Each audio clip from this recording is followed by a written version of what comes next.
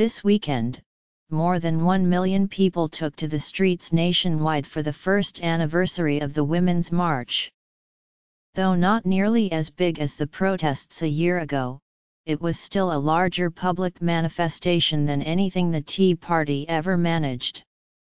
And though the demonstration was meant as a rebuke to Donald Trump, one central demand was that Congress stand up for the young undocumented immigrants known as Dreamers, who were brought to the country as children. They now face deportation because Trump has moved to end deferred action for childhood arrivals, an Obama-era program protecting them. The energy of the progressive grassroots should be seen as a valuable resource for Democrats. If Donald Trump's election taught us anything beyond the salience of white nationalism among our fellow citizens, it's that passion matters, and that people respond when they see a leader who is willing to champion them even when it's risky. That's why it was so infuriating to see the Senate Democratic leadership sell the Dreamers out. On Monday afternoon, Senate Democrats made a deal with Republicans to reopen the federal government, which has been shut since Congress failed to pass a budget bill on Friday. Democrats had been using their leverage in budget negotiations to demand that Congress pass DACA protections into law.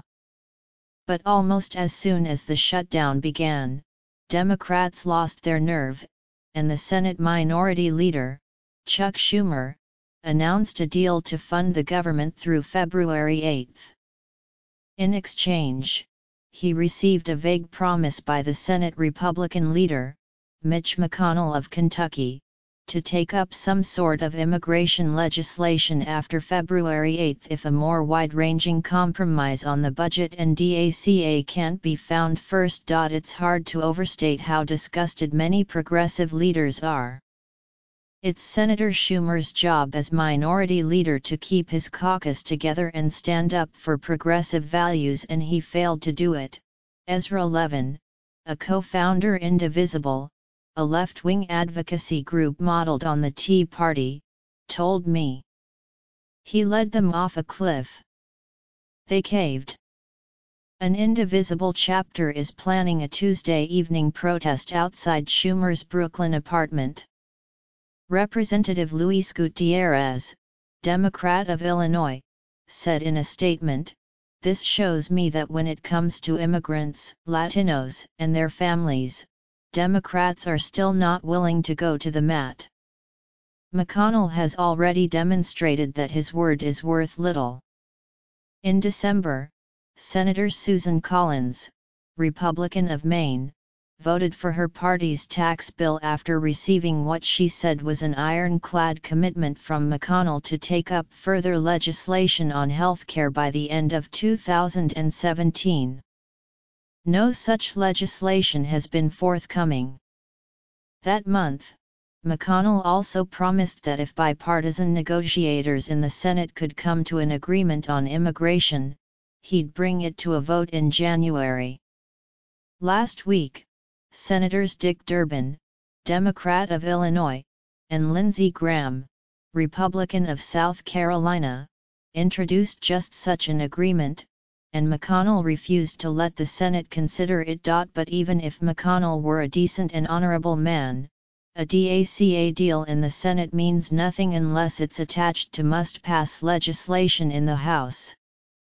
And Democrats have no agreement from Speaker Paul Ryan, Republican of Wisconsin, who has a policy of refusing to introduce legislation that doesn't have majority Republican support, even if it could pass on a bipartisan basis. Some Democrats in Washington, spooked by Republican accusations that by shutting down the government they were hurting the military to protect non-citizens, think Schumer took the safe, cautious course. They may be right. One poll taken before the shutdown showed that voters were more likely to blame Republicans than Democrats, but another revealed that most didn't think it was worth shutting down the government to pass DACA. There was a legitimate fear among Democrats that if the shutdown dragged on, they would lose ground and the public might even turn against the Dreamers, who now have broad bipartisan support. But political cowardice carries its own risk. It emboldens your enemies and disheartens your allies. It's true that Democrats had a lot to lose, but Republicans had even more. If Trump had to deliver his State of the Union to a non-functioning government, it would have underlined the sense that he's a chaos president. Instead, Democrats reinforced their reputation for fecklessness. Make no mistake, Schumer and Dems caved, tweeted Fox News's Brit Hume. What a political fiasco. It makes me sick to say it, but he's right. Aside from the immorality of forsaking the Dreamers, Schumer's deal is bad for resistance morale, which hurts Democrats going into 2018. Levin told me about an indivisible leader in a battleground state whom he'd spoken to on Sunday. Like many in the resistance, she's a working mother and had grown weary of knocking on doors every weekend. But seeing the Democrats fighting for DACA, she told him, makes me want to get out all the more. Millions of Americans are spending every spare moment trying to limit the damage Trump is causing to this country. If Schumer can't lead them, he should at least follow.